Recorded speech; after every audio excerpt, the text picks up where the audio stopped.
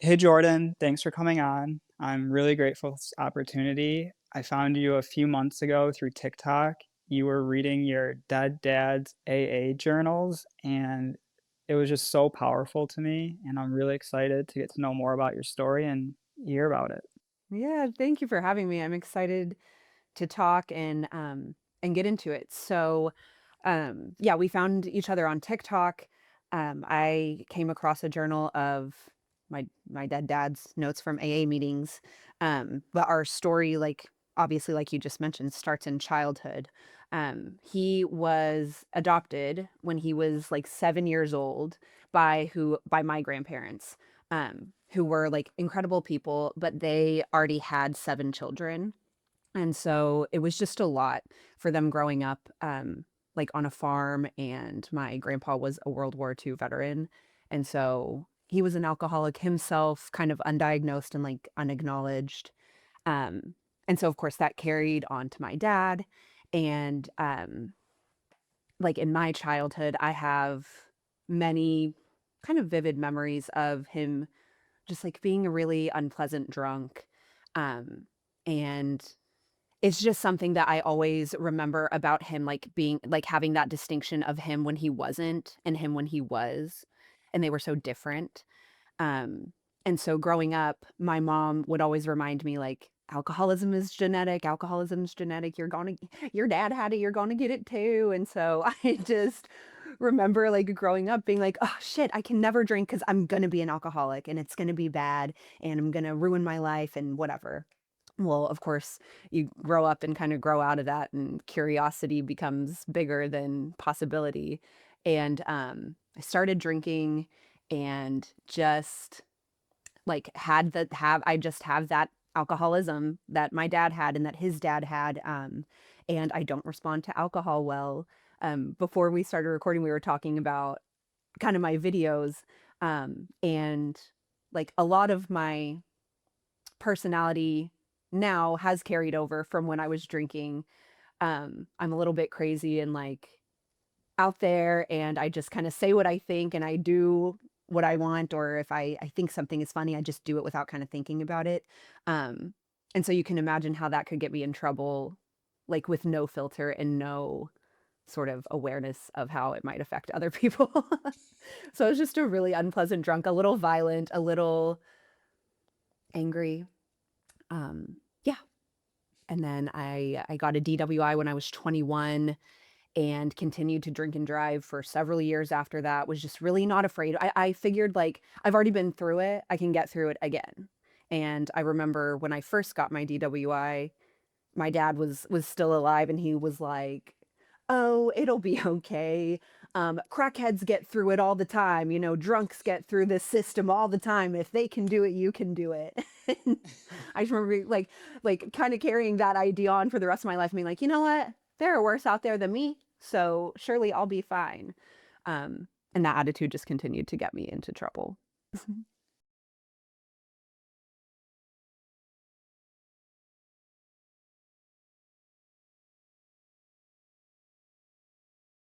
And when I came back to it, it was right when you started posting videos of your dead dad's journals. And Yes. I think that reading those has probably helped you grow a little bit. I think it's changed your mind on AA and stuff a little Yeah, bit. definitely.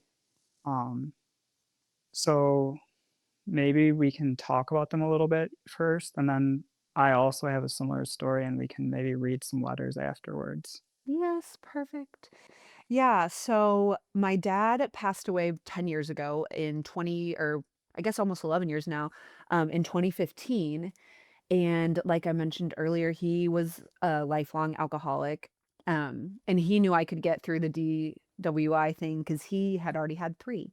So he, in his life, got three DWIs. And like he knew he was an alcoholic all of his life as well. It was just more so like the battle of whatever.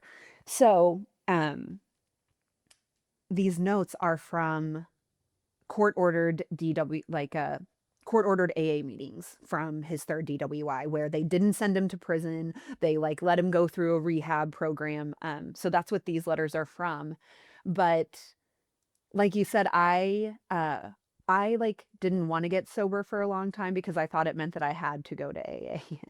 And kind of like we talked about, like being defiant, was kind of averse to going to AA because like we already established, I didn't really want someone telling me what I had to do and how to do it. And I didn't want to get Jesus juked. Like, I didn't want to have to get right with God or like pretend to give a fuck about going to church. Like, I was really kind of mad at like religion and anything that had to do with quote unquote like the religious system. So I was really like averse to going to AA. Um, but in reading my dad's letters or in reading these sort of journals to himself, or he like the way that he writes, it's almost like he writes them to an audience. So whether or not he like intended for them to just be for himself, they read like like a PSA. The one And says, for anyone listening or just checking if you're that I saw yeah, your there's one where it says, if you're still reading this, like he makes a joke about OJ Simpson, and he was yeah, like, if the glove doesn't fit, you must have quit.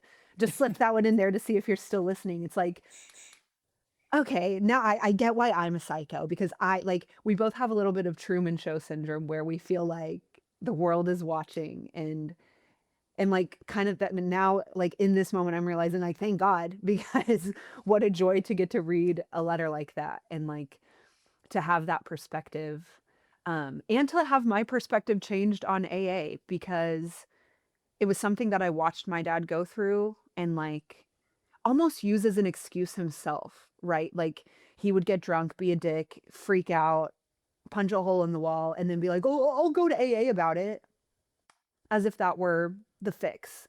And so I had resentment for the program and the for the program itself. And so I think that's why I was averse to it. But then reading these notes, it's allowed me to find a lot of grace and understanding for something that I hadn't even like allowed myself to be open to even when I went.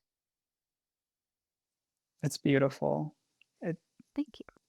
it's changed my mind a lot about a lot too, and it's repaired Yeah. a lot of relationships for me. The program and working the Hmm. steps. And I know I was extremely against going when I Hmm. first got sober, but I couldn't be more grateful for the experience Yeah. now. Almost like you think it's going to be a humiliation ritual or something. Like that's what, you know what I mean? Like when I thought about it in the beginning, I just remember being like, I'm not doing that. And I don't have Yeah. to. And, you know, I don't go to AA, but I do feel like I work a program, and the program that I work is yoga. So like not just the physical asanas, but the 12 steps mirror like sort of the 8 limbs of yoga. And so, you know, while it's not a quote unquote program, it's my program, and it mirrors these same tenets that like the 10 commandments mirror or the 12 steps mirror, and at the root of it all is being honest with yourself. And a And lot of my yoga classes I go to, you would swear you're at a 12-step meeting with the things that exactly. they're Yeah. I mean, if as a you like yoga go to teacher, both, like you're like yeah. you guys are saying the same things in different ways. Yeah, exactly, exactly. You could not be more correct, Sensor, because I'm a yoga teacher myself. I talk about it all the time in my sort of like there in my Dharma talks, like that opening sequence where you're just trying to find connection, because, you know, as we know, the opposite of addiction is connection, and that's what keeps and gets people sober, I believe. Mhm. But yeah, you're exactly right. In yoga, like it's the same. I mean, I'll read because when I found these notes of my dad's, I thought, okay, how can I hate on AA when I'm like really haven't even given it a chance? And so I ordered the big book, and I've been reading little bits of it here and there. And all the quotes that I find that I relate to are, mirror, quotes in the Yoga Sutras or the Yamas and the Niyamas, which are, again, like 8 limbs, two of the 8 limbs of yoga. And it's like, oh, okay, well, what do you know? We got there one way or another, you know. There's a It lot of Buddhist stuff borrowed in the big book. Yes, yeah, and, like, a theme in my life is, like, thinking that I hate something or someone. Like, so many of my closest friends now, I thought I could not stand in the beginning, and it's because those things or those people mirrored me, and Mhm. once I was able to accept myself just as I am, then I could change, and then I could become or take the good parts of other people or other things and apply them to myself. And so, yeah, that like self-reflection and AA is a mirror to you, right? Like you're sitting across from people who have done the same things and been through the same things, and we all choose to deal with them in a different way. And sometimes it's overwhelming to be faced with that, like physically. Connection is the opposite of addiction, and that's what you find when you get Yeah. sober, Yeah. and it's such a blessing, and the one thing I connected with you on is these letters, so I think we can share some now. Yeah. Because when I heard them, I had been interested in the history of AA, because people always talk about the Woodbridge thing and this and Hmm. that, and I knew my family had a history of alcoholism that went back to the 1700s. So I just Googled, Wow. like, my family's name and Uh-huh. the word alcohol, and family Oh, letters wow. came up from that, and That's how you found. that's how I found them. Wow. And he is kind of famous, so it does make sense. He signed the Declaration of Independence, but Insane. it's still wild that they were available. His name was Charles Carroll of Carrollton, and he was the only Catholic signer of the Declaration. Um, and his son was also named Charles Carroll of Homewood because he built him this elaborate mansion that he eventually Wow. passed away in from his drinking. And the property is now like Georgetown and John Hopkins, Oh, basically. wow. So That's so cool. it's very cool. But when I read these letters, it was for me like knowing my bloodline had experienced the same thing. Mhm. It brought relief to like ending the generational curse. Yeah, And my parents are not do not have a problem, but there's obviously problems further back along the tree. So I'll read a quick one, and it just it resonates with me completely. So sorry that this English is so old, but they were written over 200 years ago. that's awesome. It will add great comfort to the few years I may have to live to see you persevere in the resolution which you have taken. If you have not the resolution of perseverance, you will degrade your character, shorten a miserable life, and the affectionate wife, who to escape the afflicting scene she has daily witnessed, and for the sake of her health, has been constrained to abandon her home. I earnestly advise you to call on religion to your aid. Never rise or go to bed without humbling yourself in fervent prayer before your God, and crave his all powerful grace to overcome your vicious and intemperate habit. Meditate on the end of your creation and the dreadful consequences of not fulfilling it. Keep your mind and body usefully occupied. Avoid idle companions addicted to the same falling, which has hitherto overcome all your good resolutions of amendment, and probably theirs. Idleness, says Solomon, is the root of all evil, and St. Paul, that evil communication corrupts good morals. All your endeavors to conquer the dreadful and degrading habit you have contracted will be of no avail unless you abstain from tasting, even from smelling all ardent spirits. I need to I need not urge the necessity of your conquering entirely the fatal habit to which you have been so many years a slave. Without a perfect and complete mastery of it, you know you can enjoy no peace of mind, no comfort in this life, and the thought of your dying without reformation and repentance of the consequences in the next is most dreadful. Um, Damn.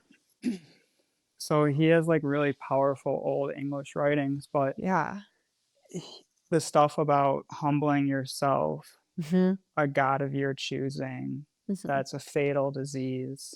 It's Mhm. all still true today, Yeah, and the way it affects your wife and family, that's those are really great. Yeah, those are really powerful words, and, like, the Old English language of it all really kinda drives the point home even closer. It's, like, so much more expressive and, like, raw yeah, and letters explicit. meant so much more back then. Yeah. Like, no one communicates with one now, but for like, he went to school in France when he was 13 and his family was already in America. Oh, So wow. imagine, like, your commute and that's the only form of communication that you have with your family back then, so Jeez. it's So different. who he was writing about his own alcoholism? To his son. Okay, That to his was a son. letter to his son, Oh, about his son who did die from alcoholism. heartbreaking. That's heavy. Yeah. So, well, So these you are yeah, go not ahead. so distinguished. These are, when my dad and his girlfriend at the time, well, when he passed away, she obviously, like, moved on with her life, but she moved houses last summer, and so in her move, she found this notebook of letters that my dad wrote in these court-ordered AA meetings, um, and so, yeah, I'll share mine, and Spencer, yours was beautiful. That was gorgeous. Thank So you. my dad Yours my are dad's a beautiful. little No, more yours are very beautiful too, and I thank think you. it's good for people because it shows the vulnerability and the Yeah. change that happens in people in AA. And really, they're kinda saying the same thing. My dad's just a Mhm. Southern Texan buck wild animal that never had any reins, and But it so, shows it doesn't discriminate either. yeah, exactly. It really doesn't, but he was really funny, and so, I'll read this one. Okay. This one's titled he titles this one "The Newcomer." He says, "We forget how important the newcomer is. They come in and sit quietly, a lot of time by themselves with no pink paper in hand, only trouble in their heart and life. After being in the program for a while, we get a comfort level in a way that we take for granted. We have a new schedule and no time for drinking or thinking about getting drunk. We forget that we came in not having a clue that there is a path, a well worn path if we're willing to follow it. The newcomer, just as I was, only sees people laughing and talking and having a good time discussing what bothers there are and aren't, and what's going on in our daily not drinking lives. I came in curious to see what this was about. I met some good people and some great people and some people that were the same as me, people with problems they could no longer deal with on their own. There's a certain comfort in numbers. In fact, another big book says that where there are two or more gathered, ellipses, the newcomer is a reminder that there are problems out there that we have overcome, and we should help that person as best as we can to keep them coming back, not just to our group, but to any group that shares the message that there is help.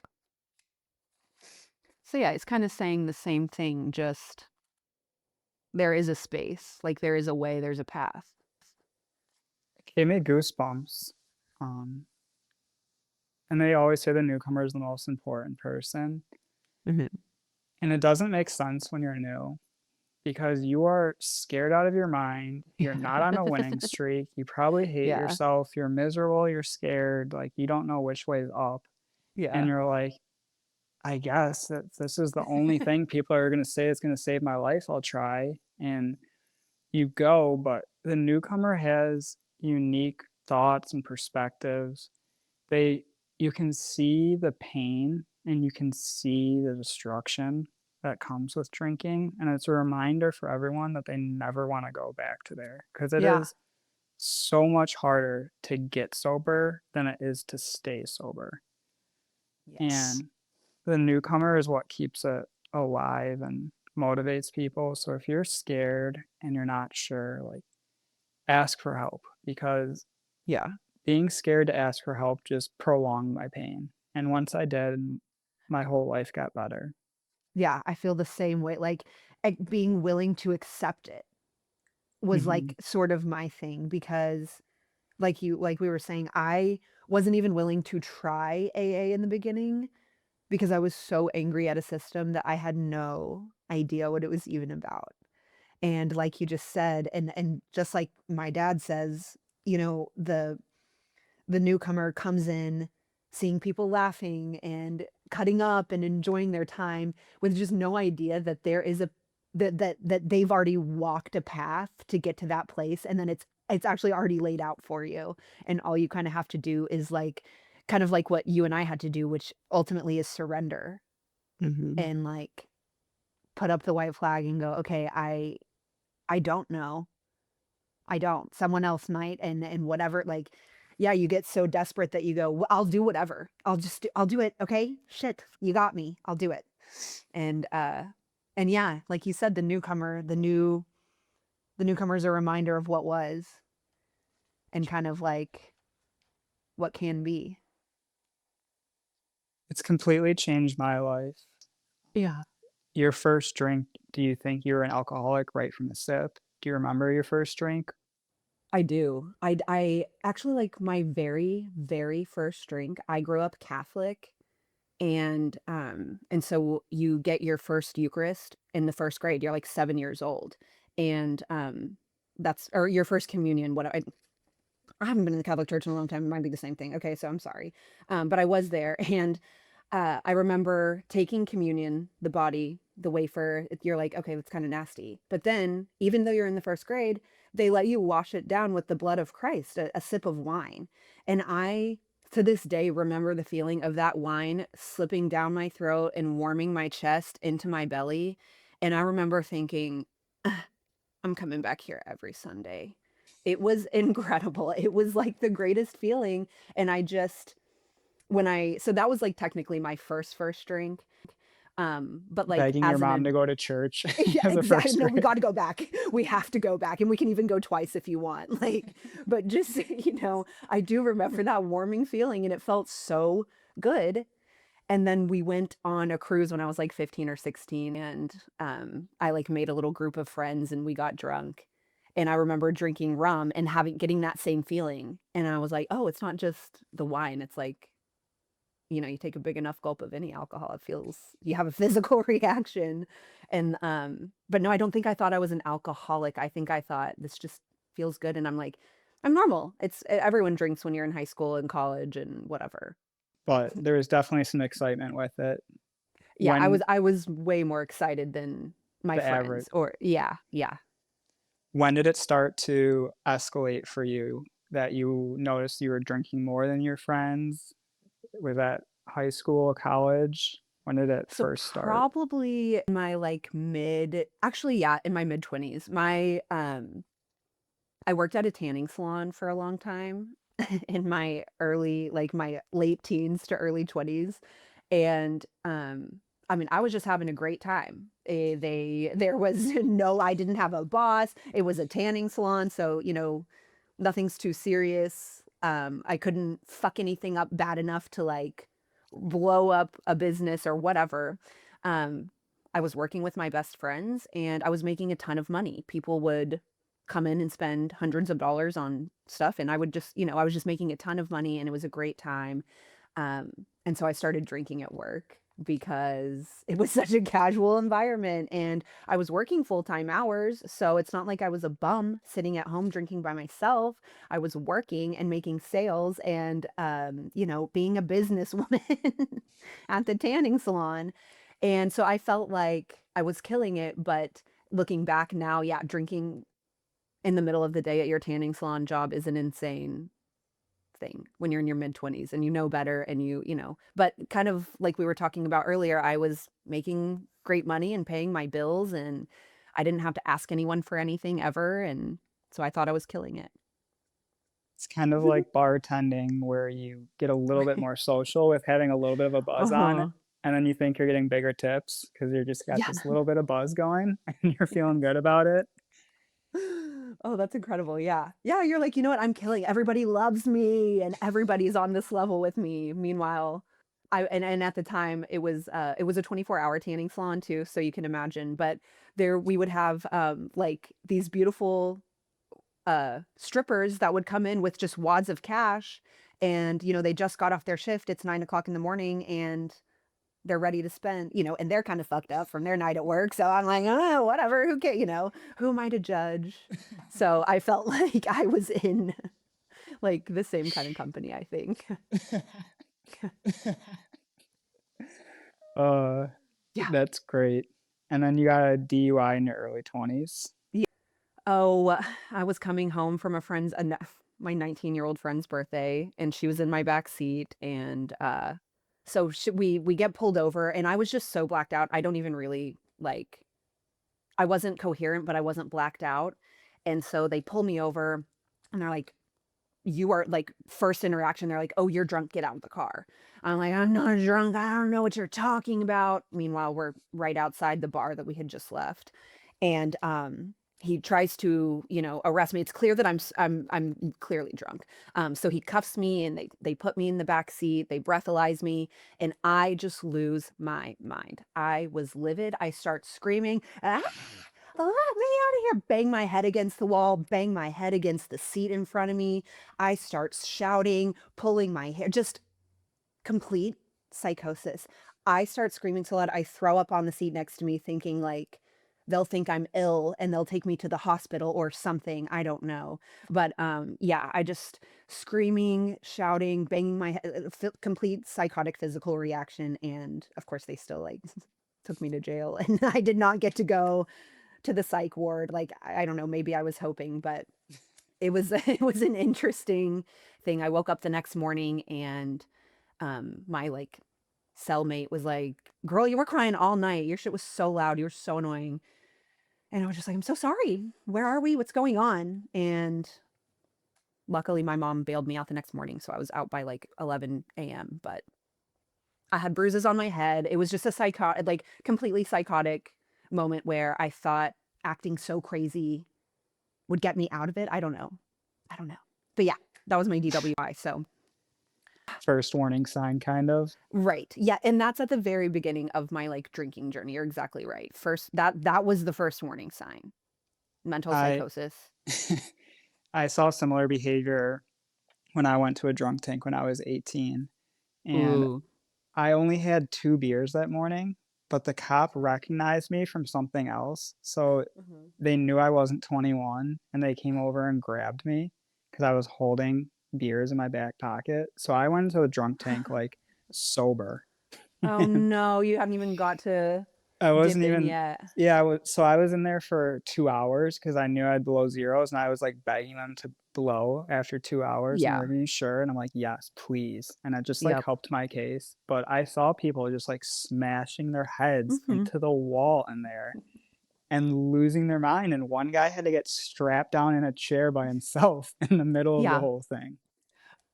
Yeah, and again, I don't know what I was hoping for, but, like, I was just livid, and yeah, just bashing my head against the windows. They weren't gonna break, like, yeah, I don't No. know. Just Concrete when you're bed. drunk like that, you think you're the first one to think of these genius ideas. You think you're, like, the first one to be able to pull one over on the cops. No. And it Yeah. sounds like afterwards you didn't get the best advice from your dad. How is the advice That's from true. your mom or your siblings? My mom my there was a kind of a lot going on with my sisters at the time. They were teenagers, and they're twins, and so they've always got kind of a lot going on, just like amongst themselves. But my mom, when she came to pick me up and she looked at me, I just started bawling because she wasn't even mad at me. She just looked at me like I was pitiful, and that was the most disheartening thing in the entire world. Was like I was hoping maybe she would yell at me and tell me everything that I was, and she just looked at me and was like, "It's sad, isn't it? It's just really sad." And her having that attitude, because me and my sisters are the type of people that have something to say about everything. And my mom, like, if you need an opinion, we will come up with one immediately. If you need advice, let us know. So for her to not have anything to say and to just look at me like I was like I was disgusting, which I was, like, exactly, she saw me for exactly what and who I was in that moment, and that broke my heart, and I was just that was the most disappointing. was her, like, her disappointment and just looking at me like, "You are who I who she had known I was." And she had, kind of been, like, as subtly as she could or as much as a mom can to a 21-year-old daughter say, like, "Hey, you when you drink, it's different than when other people drink. You go too far." And I just anything she said, I was gonna say, "What do you know? You're just a mom." So, yeah, her disappointment was like, "Oh, fuck. That I gives fucked me up." goosebumps. I can relate Yeah, to that completely. Just the yeah. things I would say when I was drinking, Mhm, and when my parents became just disappointed, not even mhm. mad. It Yeah, stings so much more. it's so embarrassing, like, because obviously your parents are gonna love you unconditionally, right? Like, or at least mine and Spencer, I'm sure yours too. Like, they're going to love you. Like, I don't have bad parents, you know? Like, Mhm. my dad, while an alcoholic, was not, like, a complete deadbeat. He tried, he loved us. My mom is crazy just like me, but she means well, just like I do, you know? And so, to see them see you as the actual worst version of yourself that has nothing to do with anything they did, because a lot of before accepting my alcoholism and my addiction, everything was their fault. It was so easy to pinpoint my behaviors back to something that they did or said or what weren't there for. And so that DWI, that was me and that was mine. And having to call my mom to pick me up from jail was mine. That had nothing to do with anyone. Anyone could have convinced me to do or whatever.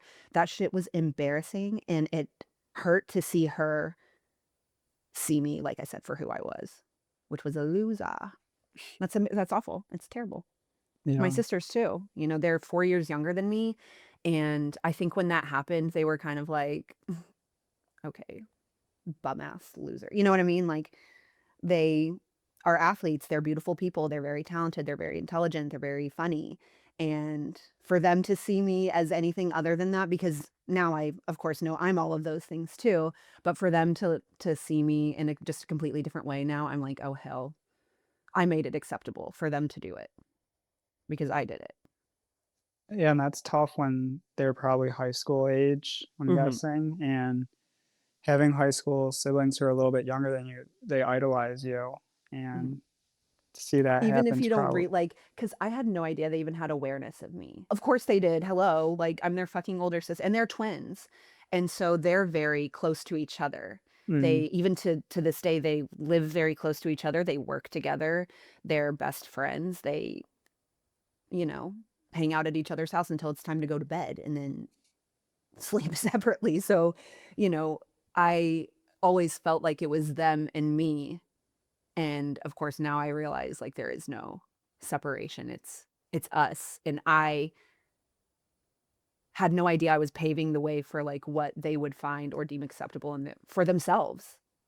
And so now looking back, I wish that's like a huge thing that I wish I could change is I wish I could have been a better like young adult for them to have someone to, like, well, not necessarily look up to, but at least be proud of, damn, because that is embarrassing when your 21-year-old sister gets a DWI in a town where your family knows everyone and everyone knows everything, and you're 16, and it's just embarrassing.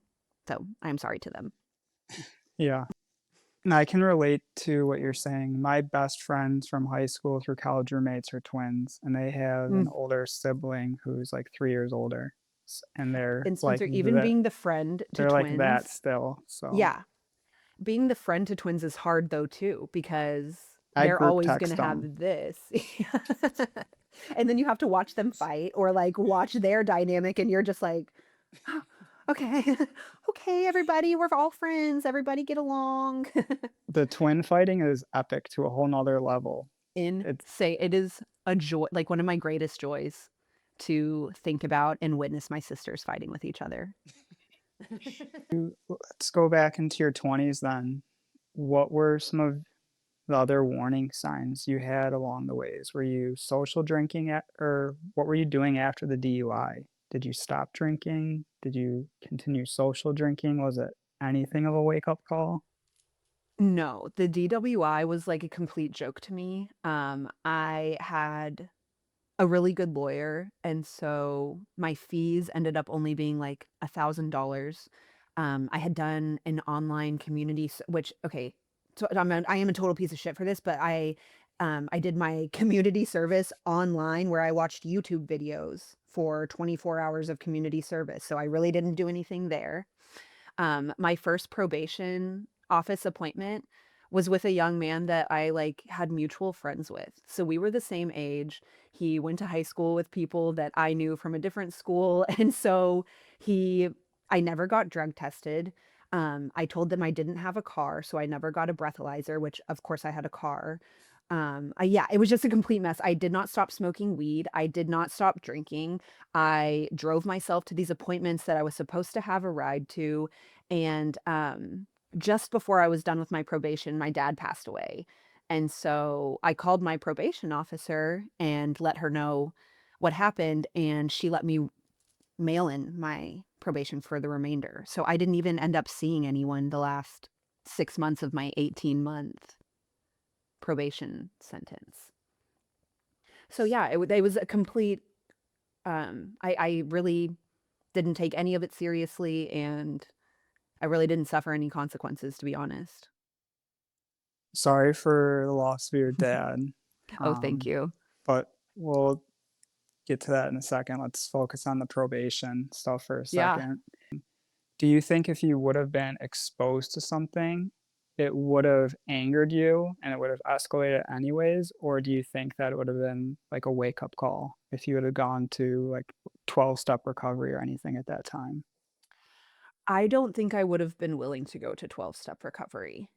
Like, because as part of my probation, they didn't make me they didn't even make me go to AA. They made me go to Yeah. like an alcohol awareness class, which Mhm. I showed up to drunk. And so I really was like, so I was kind of living in an attitude of like whatever someone told me to do, I was going to be oppositional just because someone told me to do something and I didn't want to. And even if they told me to do something I wanted to do, I would have not done it because someone else suggested it. So I was really Mhm. just obnoxious, oppositional, disrespectful, and uh I just thought I knew everything. I thought I knew everything. And now I know that I know nothing. Not having consequences for my drinking when I should have had consequences Mhm. in my teenage and 20 years. I was written up double digit times. I was detained double digit times. Wow. And I only got put on non-reporting probation once for sneaking an airplane shooter into a college basketball game. So it's, like, Wow. hilarious to look back at Yeah. now, but this ego and sense of that I'm invincible Uh-huh. grew, and the Mhm. things I were doing became riskier and riskier and stupider Mm. and stupider. Yeah, absolutely. So how did it escalate for you after that? So after the DWI, just like the amount of drinking I would do on the weekends or at nights, and then it just escalated to stuff like drinking during the day, like involving alcohol in things that maybe it hadn't been involved in before. So like family holidays. Like before I really got into drinking, my family would have like the adults would have a glass of wine, but like after I became drinking age, I would bring Jello shots to Christmas. I would pressure my grandpa to take a shot of tequila with me and my sisters, and, so, like, little things like that, I introduced to the family dynamic, and then I feel like I did the same kinda thing with my friends. I made it acceptable to drink during the day every now and then when I was doing it every day, so they were only doing it every now and then it became an everyday thing for everybody, and it's like, "Oh, shit." Like, not even how did we get here, it just became normal and routine. And when the pandemic hit, my 2 best friends are flight attendants, and so they got furloughed. So they were getting unemployment, and they weren't having to work, and I was working from home kind of when I felt like it, and so we were just partying every day and going to the restaurants that were open or there was a Mexican place that would bring gallons of frozen margaritas to my apartment. And like, yeah, is that not the most like when I think about that now, I'm like, that's crazy, but like what a treat at the time. So, just weird shit like that that you normalize in your own group and then we're isolating between the 3 of us. So, to us, it's totally normal, and when we're not, we're not completely isolated, right? We're not sitting at home alone, we're with each other, so we're not Mhm. being losers, we're actually drinking together, and it's the pandemic, so what else is there to do? Like, literally anything else, of course, but that's how I justified it. I know I had a friend who was self-employed that I could call and I say, "If you wanna go to happy hour at 3 o'clock," he Mhm. was always in. Yep. That was a way that I started justifying day drinking. I never really became a huge day drinker. I did become a morning drinker, but I tried to Mm. not drink during work. Were Mhm. you drinking during work? Oh, During yeah, what was all that the time. like? Um, that that's like the kind of the that was like the end, the last years of my drinking, but I was working, in an office, and so it was a very small, like, back office kind of a deal. I was working in health insurance, and so the job itself was very easy, and it wasn't, you didn't have to think too hard about it.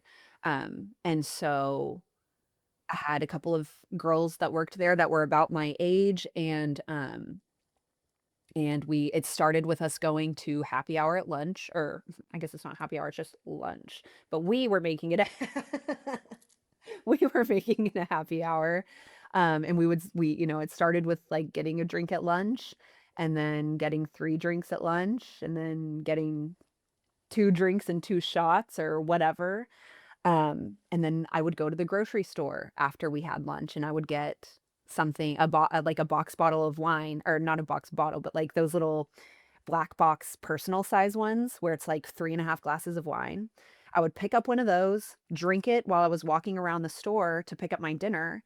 I would place it back on the shelf and then pick up a new box wine to take back to work. And so I just kept justifying doing it at a little bit later and a little bit more, and I was good at my job. Everyone liked well, I don't know that everyone liked me, but I was, good at the job, and no one was saying anything. No one ever called me out, even though they knew, and I knew. And so I just kept doing it until eventually I had like the opportunity to quit that job. And when I quit, they were like, "Bye, we love you. Bye, bye, bye. Get out. We'll see you never." But no, they were very kind to me and gave me a lot of grace when I was working there. They never said a word, even though they could have. But kind of like you were saying, like I was getting my job done. I was doing good at work, and I was just drinking while I was typing in my little numbers. So That's yeah. And then of course I gained a bunch of weight. I got super swollen, and then that kind of led to like drinking at home during the day started. And so yeah, that was kind of the beginning of the escalation. I would say there's only 1 year in my life that I would ever consider that I was fat, and it was about 4 months after becoming a morning drinker, Hmm. and I was drinking over a fifth a day on weekdays and over a half gallon on weekends, and I was managing a national CPA firm. Um, so I had a big job while I was doing it, Yeah. Yeah, way bigger and than I health insurance at the local doctors, like, that's incredible. and I would have been drinking more if I didn't have, like, the responsibility level. I was, Mhm. like, mad I couldn't drink more, to be Right. honest. Um, but if they ever would have said something about my drinking, it would have just angered me, and Mhm. it would have not have got me to stop. Do Yeah, you I think I think would have become defensive and been like, yes, you're exactly right. I would have gotten defensive. I would have been pissed that they brought it up. I would have told them every single thing that they've ever done wrong, or, anything that they'd ever confided in me. I would have thrown it right back in their face, and I would have said, "Fuck you, okay?" Because like unlike you, Spencer, you had a job that was lucrative and that actually mattered. I was choosing these mid-level whatever who gives, almost Craigslist type jobs where it's like, okay, fuck it, I'll leave. Like, I don't care. I'll go. I'll get another one. And And so that's another part of it, like just accepting the least for yourself when you're capable of so much more. So yeah, if I had had a job like that, I would have, it would have angered me if they'd said anything. I would have lied. Duh. Lie, Until it lie, lie, deny, deny, deny. That was my motto. lie, lie, lie.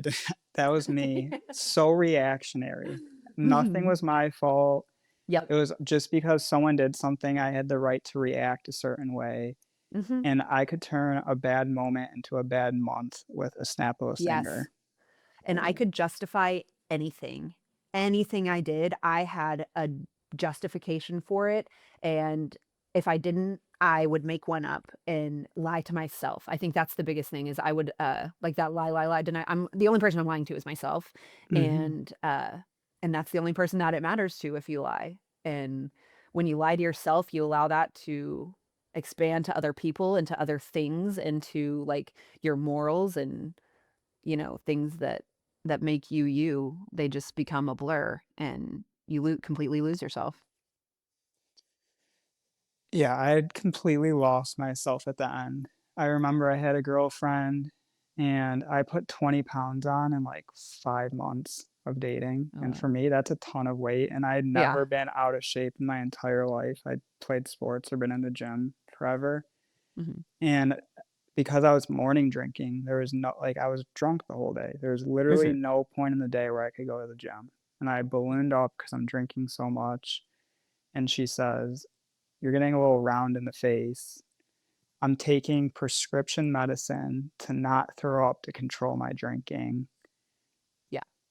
and I still don't wanna hear, like, anything from Mhm. anybody, and it wasn't until a full year after that, that losing another relationship, just blowing up a bunch of other stuff, that I felt enough pain in my life that I was like, "Something's gotta change." Mhm. And I tried to quit drinking by myself for a few months, and I couldn't, um so eventually I did go to AA, and I think your story is a little bit different. But what changed for you that it went from like, this is fun, look at me what I'm doing, happy hour with the girls, to this is not cool anymore. Like, this is starting to feel painful. Yeah, so I was in a long-term relationship for, like, most of my early 20s, and, that boyfriend was with me through, like, my DWI and my dad passing away. He passed away when I was 23, and so we sort of had this, like, what's it called? Codependent relationship, and, and we were really good friends. Like, he actually really, really took really good care of me and was, like, a wonderful person to me and to my family, and I was just terrible to him. I had cheated on him a million times, and, like, he wasn't perfect, okay, but what I d that it doesn't matter because what I did was worse, and what I did was anyways, so I cheated on him, and I would involve my best friend, who was a flight attendant, sort of in the cheating, and it got to a point where my best friend was like, "Hey,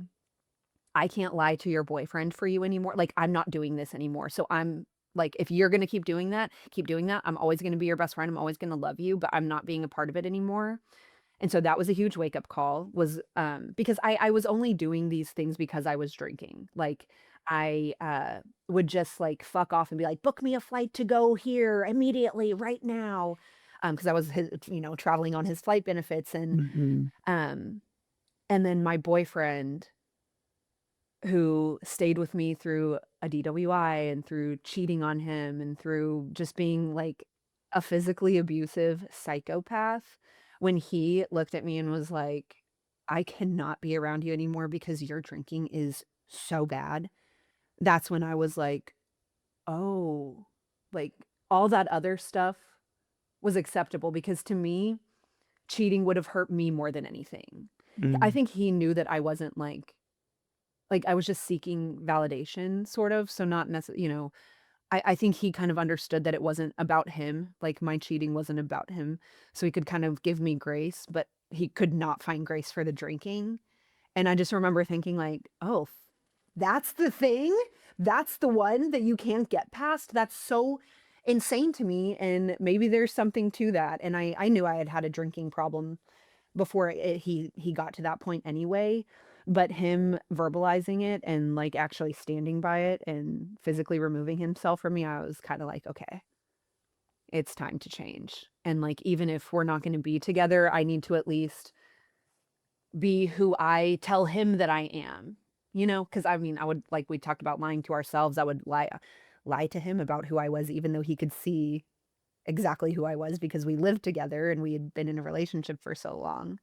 But yeah, when he said it was too much, I was like, "Wow, that's really that's crazy." And that kind of that's what started the, like, acceptance that I could stop, I think. Yeah. It takes pain and sometimes it takes, like, someone else telling us. I Yeah. know I told my parents, like, "I've got a problem, I've gotta stop," Mhm. and it took 4 months of, like, battling back and forth between drinking, Mhm. but seeing the pain in them every time I went back is what really Mhm. broke me. Yeah, and how old were you when you quit drinking? 33. Okay, yeah, and, like, when you're an adult, because I was 28, and like, the look of disappointment in your, like, quote, unquote, "responsible adult years," you're just it's just heartbreak. It sucks, like, disappointing people when you understand what disappointment really is, because that's how I felt, like, with that boyfriend. I disappointed him into breaking up with me when I had done way in my mind, I had done way worse things, and so it was just embarrassing, and I felt bad, like, not even in the way of, like, a boyfriend and girlfriend, but just hurting someone's feelings so deeply that they couldn't speak to me anymore. I can relate to that because the day I told my parents that I had a problem, I knew my relationship was coming to an end. Mhm. So then you have to detox and go through a breakup in the same Yes. week. How is that? Because I did not enjoy it. Yeah, I don't even remember. I think I called out of work for an entire week, and, like, the last night I drank, I gave myself alcohol poisoning, so I was just so sick that I just, like, sat at home and cried and felt sorry for myself for an entire week, I think, is what happened. I just was pitiful, and, um, and then just kinda day by day, you become more normal, I think, right? Yeah, the shakes become less, the sleep Yes. gets better. Yes, you can go to sleep, you can kinda sit with yourself, you can watch a TV show without needing something else. I don't know, maybe it had just gotten Mhm. so much that I was like, "Okay, simplicity is" I was finally willing to accept it, I guess, I don't know. Yeah, because life is chaos, especially at Yeah. the end of drinking. Mhm. So when it becomes this like calmness, it's actually not comfortable at first. And you have to learn to Yeah. get comfortable being uncomfortable. And Yeah, then you you have to start to enjoy it. mhm, and appreciate it and, like, find gratitude for the fact that you can make it your like, you can create your own peace. I think when I realized that, it was like, "Oh, okay, life can actually be kind of" like, it's already gonna be hard, like, I feel like everyone's life setting, no matter what you're going through, like, scale, on a scale, it we're kinda set at, like, intermediate to hard, right? Like, just dealing with normal stuff is rough, and then you add substance abuse on top of it, and it's just exhausting, especially people like us who, like, ultimately have a support system and had one through the entire time, we just didn't know or recognize it or, like, weren't willing to accept it. And so it's like, for me, when I see other people like us going through it, I'm like, "It's so simple, like, why can't you see the answer is so clear, like, but you already have everything. How can how are you complaining?" And, um, but, everyone has to walk through it their own way and Yeah, find that peace themselves. I'm beyond grateful for having a supportive family. It Mhm. made it so much easier. I had a house 3 miles from my parents, Oh, that's and I nice. just lived at their house. Yeah. If I ever needed space for an hour or something, if I had Mhm. therapy, I'd go over to my house, just breathe, you know? Yeah. Yeah. But having my parents around made it way easier for me to get sober in the beginning. Yeah. When I, like, my support system was sort of my 2 best friends who were the flight attendants, and when I decided, like, I'm not drinking anymore, they were like, "Hell yeah, finally," you know? And then, like, no one was surprised, no one asked why I was quitting drinking, everyone was elated, and I kind of became a little bit of a hero because it was like, "Oh my god, Jordan Shelton at the time quit drinking, like, holy shit," you know? And, uh, and so I got to be, yeah, a little bit of a hero, and everyone was, like, really hyping me up. So I'm really, really, really grateful that I have friends like that. So am I. Every single one of my friends is, like, proud of me and happy for Yeah, me, probably thought it was overdue or something, but right, exactly. Yeah, I'm sure not like you said, like, none of our friends were surprised. No one asked why I was quitting drinking, which I was, like, prepared to answer, and then and they just already knew. So that was a surprise to me, if I would've but quit pre-2020, they probably been like, "This is still fun, we're only, like" right. but they saw how my last 3 years went, and Mhm. I think they're just happy I was willing to get my life back. Yeah, and become the Spencer they knew, you know, Yeah, that they and kinda first get you met in high back. school and stuff. Yeah. Yeah, it's such a blessing to find your true self, and Mhm. I went through and I watched all of your videos, and you can kinda see you evolve through your sobriety. Your Aw, thank first you. started posting in, like, your 2nd year, and you Mm. were extremely vulnerable and stuff at the time, and you would have, like, breakdowns crying on cruises. Yeah.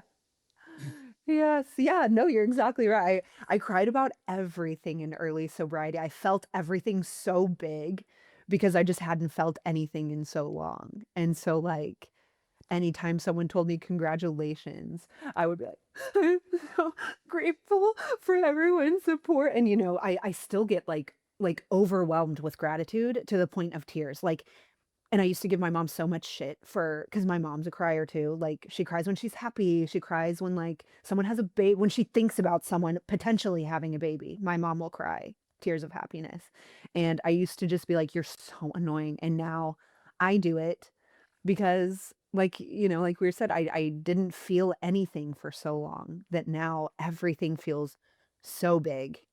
And in early sobriety, it felt really big. It felt like everything was a direct gift from God or whoever, that was saying, like, "Keep going." And at a certain point, I think I just decided that that was true, and I kinda still Mhm. do. Like, I kinda still like, I see a snake on my porch, and I'm like, "Ah, good luck. We're gonna have no rats," you know? I just make shit up in my head and decide it's true. I get that. It's like these little things from above that can make you believe in something. For me, Yeah. it's finding a penny. That's a message from my grandma from above, I'm doing the right thing, but you find Oh, these I little love that. miracles, and Uh-huh. I happy cried for the first time in my life after getting sober, and I've done it multiple times. The hardest is, like, when I hit my, like, one-year anniversary, I'm, like, bawling in Yeah. the meeting, just like, Aw, can't I'm gonna believe cry. That's so nice, my life especially, is so like, much men being different. vuln yeah, and for a man to, like, allow yourself the time and space to be that vulnerable, that's a lot. Because there are like, that's something else I've realized in sobriety, the difference in expectations for men who are sober and women who get sober. And it like, it is a little it's harder for you get a lot less like, men get a lot less grace. There's a way higher expectation for your, like, role in society, I feel. Like, I yeah, so to be able to, like, give yourself the time and space to feel it so much that it, like, garners a physical reaction, that's pretty incredible. Yeah. I remember my sponsor is a family friend who I didn't know extremely well growing up, but I did know him, and he'd see me party at weddings and stuff. And I Mhm. know other men who are in AA and have like 30 and 40 years. My Yeah. sponsor's sober date happens to be my first birthday, like to the day. So that's another thing that just like, It's like kismet. yeah, makes you Yeah. believe in something that's greater than above. But we're at the first meeting and he goes, hang out with me after. And we stayed for like 45 minutes. And he says to me, so who really knows you? I go, "I don't know, man. I had huge parties at Michigan State. There's like hundreds of people who know me." And he is like, Right. "No, who knows you?" And I was like, like 20 people." And it's like friends, family, that type of thing. And he goes, "You'd really tell 20 people the things you just told me in the last half hour." And I was like, "No, like 5 people know that, like my Yeah. closest friends and brother." And he goes, "Really?" And he's like digging at me. I go, "All right, I get it. I don't even know myself and nobody knows who I am." Yeah. Yeah. And he says, "You're so used your entire life to just go and you give like someone the Heisman that like no Mhm. one's coming in your That's circle funny. Yeah. and there's no intimacy in your life." And it's given me an opportunity to like be vulnerable and find out who I actually am. And it's been a Yeah. blessing. How you feel about things and what you actually, yeah, think about them and how you see people. That's so cool. Yeah. And I've seen you evolve over time. You went viral for your crying videos when you were being, and I think it got you Yeah. on some big podcasts. Yeah, And I got to go on like a Good Morning America and yeah, it opened up a lot of opportunities. It completely changed my life. Kind of like being that vulnerable, like you said. Yeah. it's amazing just when you're vulnerable and truthful, what can happen for you, the doors that Yeah. it can open. Yeah, and in that video, like, I really was just kind of asking for help, like, not necessarily, like, any sort of, like, immediate gratification, but in that video, I was on a cruise with my family, and my grandma was in the early stages of dementia, and I had just quit drinking about a year and a half before that. And we got on this cruise, I was just losing my mind, and, that was the first time that I felt like I wanted to drink, not just to, like not out of FOMO or whatever, like, in my heart, I was like, "If I don't have a drink, I'm gonna freak." I needed it to calm my nerves, just like I Mhm. needed that feeling just like I felt the first time I took my first communion. That's what I was like, I realized now that's what I was seeking, the physical release. Mhm. And so, yeah, like you said, I made that video and it blew up. People were so, so kind and um, it just got a really good response. I got to do a podcast with Elizabeth Vargas, who is an incredible journalist. And she I think she did Matthew Perry's last interview, like his last like official interview before he passed away. And so to be able to speak with someone like that about sobriety, it's just like not even something that I would even have considered a possibility in my life. That's so inspiring. Matthew Perry's story moved me a lot because it was Me happening too. like right around when I was getting sober. Yep. And for me, the second year of sobriety in some ways was harder than the first year. It was easier to not drink, but Mhm. dealing with like life on life's terms became Mhm. harder because the first year you have like all this pride going on that like, look at me, I'm Mhm. quitting drinking. And then it's like the I'm a second year, hero. yeah, and it's like lost its like luster a little bit. Right. And you actually have to get to know yourself in that second Yeah. year.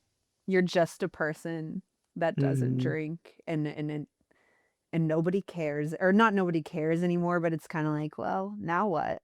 Like you said, like what do you stand for then? Like what do you want? Like, what do you like? What do you want to do? How do you want to do it?